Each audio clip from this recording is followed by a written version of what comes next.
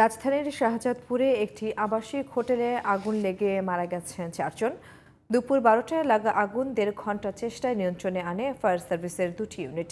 এ সময় আশপাশের সড়কে সৃষ্টি হয় তীব্র যানজটের। FM বায়াজদের রিপোর্টে বিস্তারিত। সোমবার দুপুর 12টার দিকে রাজধানীর শাহজাদপুরে সৌদিয়া আবাসিক হোটেলে অগ্নিকাণ্ডের ঘটনা ঘটে।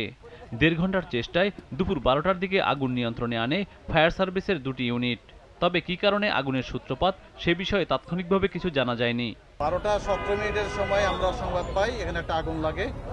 আমাদের বারিধারা ফায়ার স্টেশন থেকে 2টা ইউনিট ঘটনাস্থলে রওনা দেয় এবং 10 মিনিটের ভিতরেই আমাদের ঘটনাস্থলে এসে পৌঁছে থাকে 6তলা ভবন, নিচতলায় হইল গিয়ে হার্ডওয়্যারের দোকান, দোতলায় হইল গিয়ে একটা বিউটি পার্লারের দোকান এবং 3তলা থেকে 6তলা পর্যন্ত আবাসিক ভবন। দোতলায় প্রচণ্ড আগুন। 30 মিনিটের ভিতরেই আগুনটা আমাদের নিয়ন্ত্রণে চলে আসে এবং 13:40 মিনিটের মধ্যে আগুনটা সম্পূর্ণভাবে নির্বাপন করা হয়। ভবন থেকে 4 জনের মরদেহ উদ্ধার করা হয়েছে। 6 তলায় তাদের মরদেহ পাওয়া যায়। একজনের মরদেহ বাথরুমের ভেতরে এবং 3 জনের মরদেহ সিঁড়ির গোড়ায় ছিল। তালাবদ্ধ ছিল সিঁড়ির দরজা।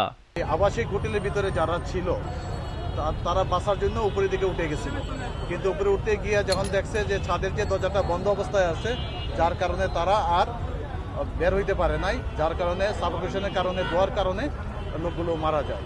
আমরা 4 জনকে মৃত অবস্থায় উদ্ধার করি এবং পুলিশের কাছে হ্যান্ডওভার করি। আগুনের কারণটা আমাদের তদন্ত সাপেক্ষে, যেহেতু আমরা মালিক কর্তৃপক্ষ কাউকেই পাই নাই এখানে, যার কারণে আগুনের কারণটা তদন্ত সাপেক্ষে এবং ক্ষয়ক্ষতির পরিমাণটা তদন্ত সাপেক্ষে। কমিটি কি গঠন করা হয়েছে? না, কমিটি গঠন করা হবে। আগুনের ঘটনায় আশপাশের সড়কে সৃষ্টি হয় তীব্র যানজটের। চরম ভোগান্তিতে পড়েছেন ওই এলাকার মানুষ। FM Bayzid, GTV news, Dhaka.